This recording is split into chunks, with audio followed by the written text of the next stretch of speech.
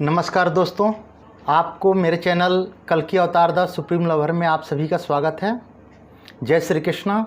आज का जो विषय है, ये मेरा जो पिछला वीडियो था सगुण साकार रूप में कल्कि भगवान कैसे असुरों का विनाश करेंगे, उसका ये सेकंड पार्ट है। इसमें है निर्गुण निराकार ईश्वर के रूप में कल्कि भगवान कैसे कार्य करेंगे, कैसे असुरों का नाश करेंगे, जिसको हम भगवान का, ईश्वर का अप्रत्यक्ष लीला जिसको बोलते हैं, परोक्ष लीला कहते हैं, उसके संबंध में है। इस विषय पर चर्चा करने से पहले मैं कुछ निर्गुण निराकार ईश्वर के रूप है, उस रूप के विषय में कुछ अपने बिंदुओं को मैं रखना चाहता हूं। उसके बाद फिर मैं उनके लीला के बारे में बताऊंगा। तो लगभग ये सभी मान चुके हैं कि ईश्वर जो है वो संसार के सभी ऊर्जाओं के स्रोत हैं। संसार में जितने भी ऊर्जा के स्रोत हैं वो सारे के सारे हमें ईश्वर से प्राप्त होते हैं।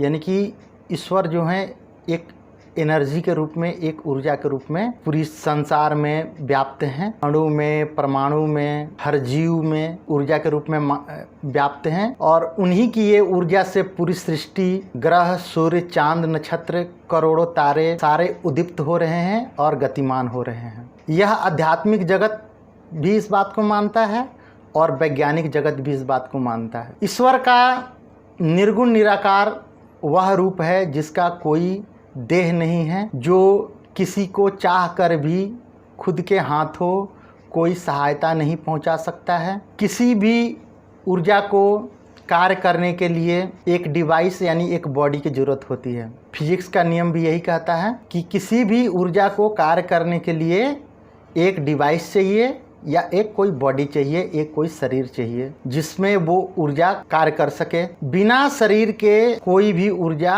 फलित नहीं हो पाएगा, कार्य नहीं कर पाएगा, वो एक्शन में नहीं आ सकता है। तो ये जो नियम है फिजिक्स का नियम है और अध्यात्म भी इस नियम को ही फॉलो करता है, इस नियम को मानता है। और यही कारण है कि किसी भी आध्यात्मिक शक्ति को, अपने शक्ति को फलित करने के लिए, एक्शन में लाने के लिए उन्हें बार बार धरती पर जन्म लेना पड़ता है। जबकि निर्गुण निराकार मत अवतारवाद को खारिज करता है और वह किसी सर्वोच्च सत्ता की बात तो करता है। जो निर्गुण निराकार मत है वो एक सर्वोच्च सत्ता की बात तो करता है, लेकिन साकार रूप में ईश्वर को नहीं मानता है। लेकिन सनातन परंपरा इन दोनों के अस्तित्व को मानता है।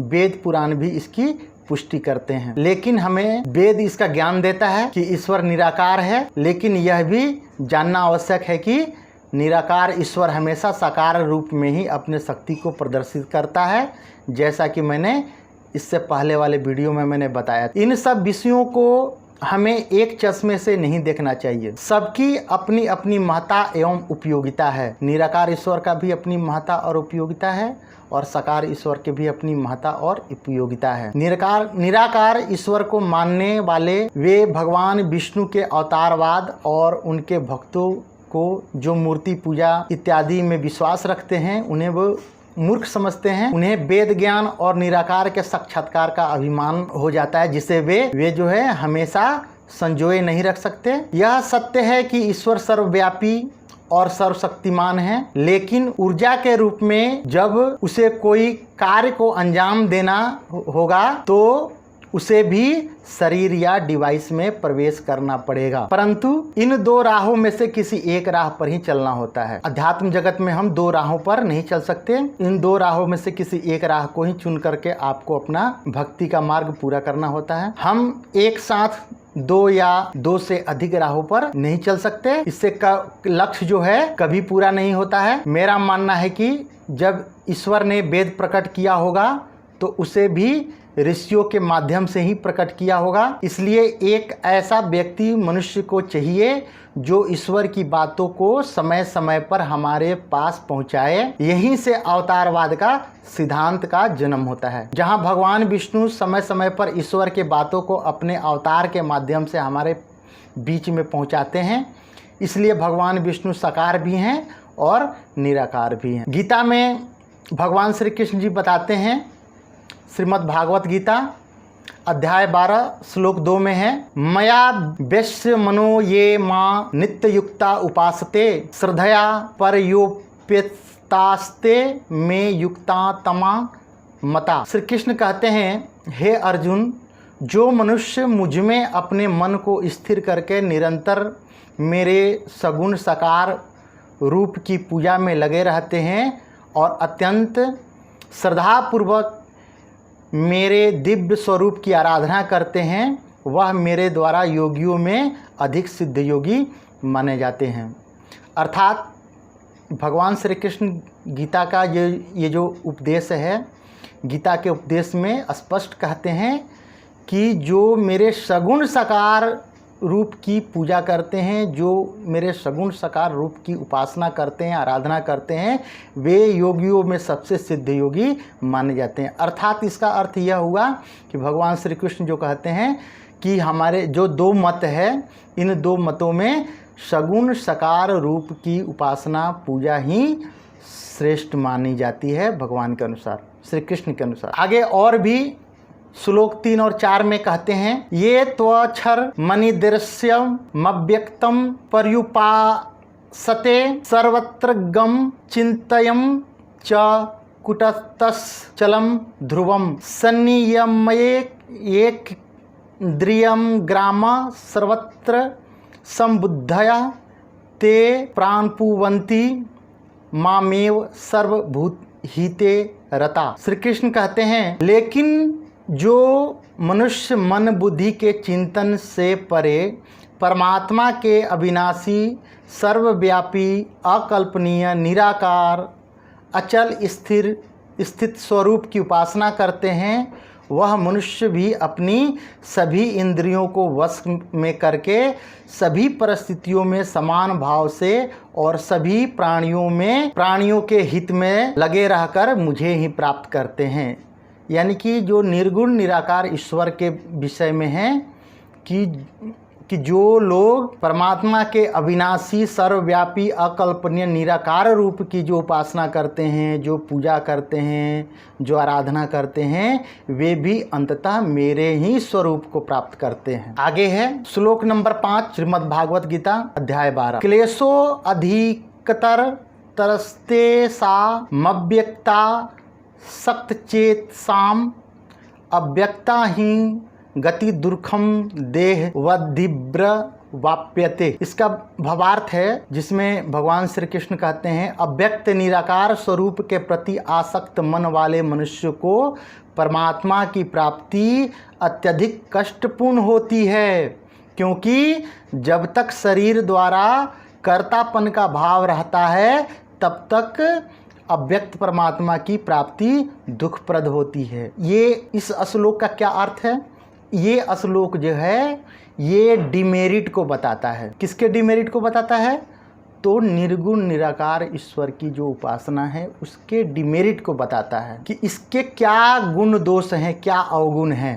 कहते हैं कि अव्यक्त निराकार स्वरूप के प्रति आसक्त मन वाले मनुष्यों को परमात्मा की प्राप्ति जो होती है वो कष्टपूर्ण होती है, दुखद होती है बहुत, क्योंकि जब तक शरीर से जो कर्तापन का भाव है वो जब तक नहीं जाता तब तक परमात्मा की प्राप्ति जो होती है दुखद ही रहती है, क्योंकि जब तक कर्तापन का भाव नहीं जाएगा तब तक मुक्ति नहीं होती है, मोक्ष नहीं मिलता, उसे फिर दोबारा जन्म लेना ही पड़ेगा। तो दोस्तों, जो निर्गुण निराकार ईश्वर की भक्ति में कर्तापन का जो भाव है वो नहीं जाता है, जिससे मुक्ति संभव नहीं हो पाती है।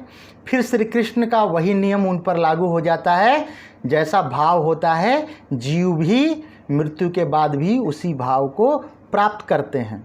कर्तापन का भाव रहेगा तो मृत्यु के बाद उसका जो जीवन होगा फिर दोबारा जन्म लेना पड़ेगा, फिर उसी भाव को पूरा करने के लिए। यदि यह कर्तापन का भाव नहीं जाता है तो जीव कर्मों के फल जो है उसको भोगने पड़ेंगे और फिर दोबारा उसे जन्म ग्रहण करना पड़ेगा। मैंने अपने इससे पहले वाले वीडियो में बताया था कि जब हम साकार ईश्वर अर्थात अवतारी पुरुष जो अवतार होते हैं, राम कृष्ण बुद्ध जो हमारे अवतारी पुरुष हैं, उनकी जो हम भक्ति करते हैं तो ये सब जो कर्तापन का जो भाव है वो चला जाता है। जब हम भक्ति करते हैं तो उस भक्ति में वो सरेंडर में चला जाता है, उसमें जीव उनके ही स्वरूप को प्राप्त कर लेता है। सारे वेद पुराण का ज्ञान उसमें एक पलक में समाहित हो जाता है। जीव परम मोक्ष की प्राप्ति करता है। इसलिए सगुण साकार ईश्वर की भक्ति ही सबसे सुलभ भक्ति है और बिल्कुल आसान भक्ति है।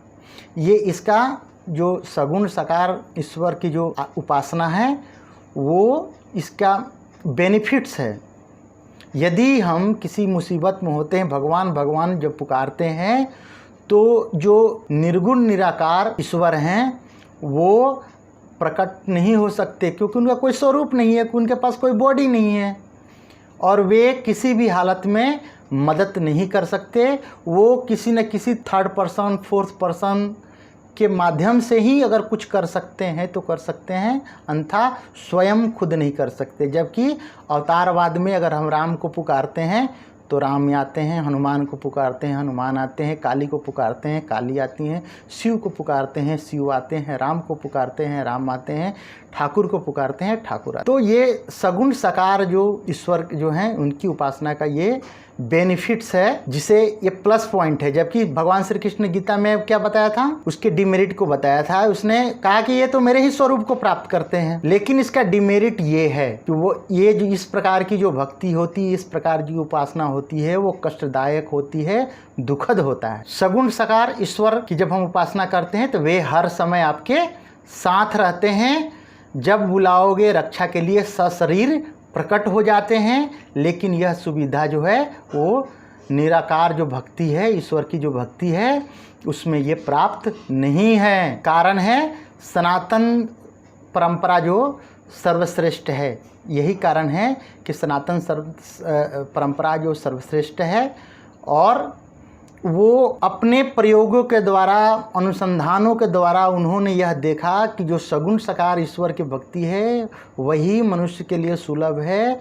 वही जो है ऋषियों ने जो देखा कि यही सुलभ है, यही आसान है और यही परम मोक्ष को देने वाला है, यही मुक्ति को भी देने वाला है। ठीक है, जिसमें भक्त बिना किसी कष्ट के आसानी से ईश्वर को प्राप्त कर सकता है। तो जो सनातन परंपरा है, इसलिए ये सर्वश्रेष्ठ परंपरा है और आगे यही परंपरा मान्य रहने वाला है। बहुत से पंथ पुनर्जन्म या अवतारवाद को नहीं मानते हैं। मनुष्य के रूप में वे ईश्वर को नकारते हैं कि ईश्वर का अवतार नहीं होता, मनुष्य में कोई ईश्वर नहीं होता, या मनुष्य के रूप में कोई ईश्वर या भगवान नहीं होता। ठीक है, तो इस प्रकार के जो मत हैं, जैसे यहूदी है, इस्लाम है, ईसाईयत है, कबीर पंथ आदि जो है निर्गुण निराकार ईश्वर को ही मानते हैं। वे लोग मूर्ति पूजा या पत्थर पूजने में विश्वास नहीं करते हैं। ये लोग महान सायरन की बात करते हैं। जो आजकल जो कबीर पंथ में कुछ संत हुए हैं, वे लोग राम कृष्ण की बात उदाहरण देने के लिए, अपनी बातों को सिद्ध करने के लिए वेद का उदाहरण तो देते हैं, लेकिन उसे वो मानते नहीं हैं, उसे वो आचरण में नहीं लाते हैं और वे लोग अपनी बातों को रखने के लिए महान सायरन की बात करते हैं, मुक्तिदाता की बात करते हैं। तो अब प्रश्न है कि भगवान कल्कि निराकार ईश्वर के रूप में कैसे कार्य करेंगे। कल्कि अवतार वर्तमान में पूरी सृष्टि में चेतना के रूप में व्याप्त हैं। उनके जन्म लेते ही संसार में महापरिवर्तन होता है। वह परिवर्तन जागृत चेतना है जो हर किसी के में कार्य करता है। उसको समझने के लिए हम कंप्यूटर या मोबाइल के कार्य को समझ सकते हैं। एक स्क्रीन पर जो हम करते हैं या कमांड देते हैं, किसी भी कंप्यूटर या लैपटॉप के स्क्रीन पर हम जो क्रिया करते हैं, जो भी एक्शन करते हैं या कमांड देते हैं, तो वह हमें दिखाई देता है, जिसे हम समझते हैं कि ये कार्य जो है हम कर रहे हैं।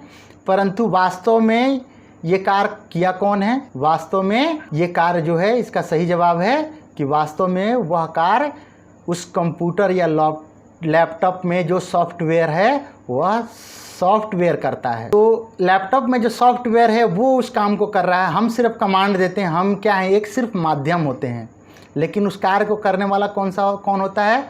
सॉफ्टवेयर, जो हमें दिखाई नहीं देता है और वो कार्य करता है। और जो दिखाई देता है वो क्या है? उसका एक्शन है। तो इसी प्रकार हम समझ सकते हैं कि जो निराकार ईश्वर है वो सॉफ्टवेयर के रूप में हमारे जीवन में कार्य करता है। इस बात को आप एक ऐसी इस उदाहरण से समझ सकते हैं। परंतु वर्तमान जगत में कल्कि अवतार एक चेतना रूपी जो सॉफ्टवेयर है, उस चेतना रूपी सॉफ्टवेयर के रूप में कार्य कर रहे हैं। आज जो भी घटनाएं हो रही हैं, यदि आप इन पर नज़र रखिएगा तो आपको पता चलेगा कि क्या हो रहा है दुनिया में। ईश्वर इन कार्यों को कैसे दिशा दे रहे हैं और आपके और हमारे माध्यम से वे अपने कार्यों को कैसे पूरा कर रहे हैं। जिन्हें दृष्टि है वे इसे समझ जाते हैं, जो अनाड़ी हैं, जिन्हें इस बात की समझ नहीं है या जो उस शक्ति को, उनके कार्यों को समझने की क्षमता नहीं रखते हैं, उनके लिए सब कुछ एक समान होता है। एक उदाहरण और, जो वास्तव में भगवान के युगावतार हैं, वे जो चाहते हैं, जो वर्तमान में जो भगवान आए हैं, जो युगावतार हैं, वो जो चाहते हैं उनका लगभग आधे से ज़्यादा कार्य दुनिया में हो रहा है, स्वतः हो रहा है, चेतना के माध्यम से, उस सॉफ्टवेयर के माध्यम से हो रहा है, जबकि वे लोग उनसे प्रत्यक्ष रूप से जुड़े भी नहीं हैं, फिर भी उनका कार्य हो रहा है। इससे क्या पता चलता है? इससे यही पता चलता है कि भगवान की चेतना जो है, ईश्वर की जो चेतना है, वो हर जगह व्याप्त है और उनका कार्य हो रहा है। तो बात ये उठती है कि आखिर ये चेतना उनमें आई कैसे। मैं देख रहा हूँ कि बहुत से जो YouTube चैनल हैं, वे ऐसा नहीं कि वे सब गलत बता रहे हैं या उनकी सारी बातें झूठ है, उसमें बहुत अच्छे अच्छे लोग हैं जो अपने चैनल के माध्यम से सत्य को रख रहे हैं, ठीक है। लेकिन जो कॉमन जो बात है, कॉमन जो हर किसी से मैच करता है, ऐसे बहुत सारे ऐसे कॉमन बातें हैं जो उनकी सत्य है। लेकिन जो जन्म से संबंधित है, जो उनके प्रत्यक्ष होने से संबंधित है, जो उनके प्रकट होने से संबंधित है, जो धरती पर वो जहाँ पर वो विराजमान हैं, जो उनसे भक्त जो इंटरेक्शन कर रहे हैं, इससे संबंधित है वो जो बातें हैं, वे सब बातें उन्हें नहीं पता है। लेकिन वो अपने जो भी उनका जो एक अनुभूति है, उस अनुभूति के आधार पर वे भी अपना जो समझ में आता है कहते हैं। लेकिन ऐसा नहीं कि उनकी सारी बातें झूठ है, वे भी बहुत सारी बातें उनकी सही है, लेकिन सारी बातें संपूर्ण सत्य नहीं है। संपूर्ण सत्य वहीं पे है जहाँ पे परमपिता जो भगवान है, युगावतार है, जहाँ पर विराजमान है, ठीक है। उनके शरण में जाने पे ही आपको 100% बात जो है सभी के सभी सत्य मिलेगी, ठीक है। बाकी आपको तो भगवान का, ईश्वर का जब आप नाम लोगे, नाम ध्यान करोगे, उनके प्रति आपकी जो भक्ति होगी, उससे आपको बहुत सारी बातें आपको पता चल जाएगी। ऐसा नहीं है कि ये किसी एक व्यक्ति के पास ही होगा। बहुत सारे लोग हैं जो भक्ति करते हैं, कल्कि नाम से भी कर रहे हैं, उन्हें भी ये सारी अनुभूतियाँ हैं और वे भी अपने अनुसार कार्य कर रहे हैं। वे भी ईश्वर के ही कार्य को, भगवान कल्कि के ही कार्य को पूरा कर रहे हैं। लेकिन सारी संपूर्ण सत्य नहीं है। संपूर्ण सत्य तो उनके शरण में जाने के बाद ही आपको मिलेगा, ठीक है। वे हमारे बीच में चेतना के रूप में कार्य कर रहे हैं। इसका प्रमाण है कि अभी देश में बहुत सारे सामाजिक परिवर्तन हो रहे हैं, राजनीतिक परिवर्तन हो रहे हैं, धार्मिक परिवर्तन हो रहे हैं, आर्थिक परिवर्तन हो रहे हैं, जो बहुत तेज़ी से हो रहा है। और ऐसे ऐसे निष्कर्ष आ रहे हैं हमारे सामने, जिसमें जो देश में या पूरी धरती पर जो असुरी शक्तियां हैं, वे अपने आप को असमर्थ महसूस कर रही होंगी, ठीक है। उनका कोई बस नहीं चल रहा होगा कि ये आखिर हो क्या रहा है, ठीक है। तो ये सब भगवान की जो चेतना के रूप में जो व्याप्त हैं, जो अपना कार्य कर रहे हैं, उससे जो परिवर्तन आ रहा है, सामाजिक परिवर्तन, राजनीतिक परिवर्तन, धार्मिक परिवर्तन, आर्थिक परिवर्तन, ये सारे बहुत तेज़ी से हो रहा है। यह उसी चेतना का कार्य है, यह उसी सॉफ्टवेयर का कार्य है। मैं भी कई बार अचंभित हो जाता हूँ यह देखकर कि ऐसा तो युगावतार चाहते हैं, फिर यह बंदा जो कि उनका भक्त भी नहीं है, और कैसे यह चेतना उसके पास पहुंची, वह कैसे उनके कार्यों को कर रहा है, ऐसी बातें मन में उठती है। इसलिए हम यह गर्व से कह सकते हैं कि कल्कि अवतार अपना कार्य कर रहे हैं। बस थोड़ा और प्रतीक्षा कीजिए, जब सबको मालूम चल जाएगा कि आखिर वे युगावतार कौन है। मैं अपना वीडियो यहीं पर समाप्त करता हूँ। जय राधे राधे, जय श्री कृष्ण, जय श्री राम।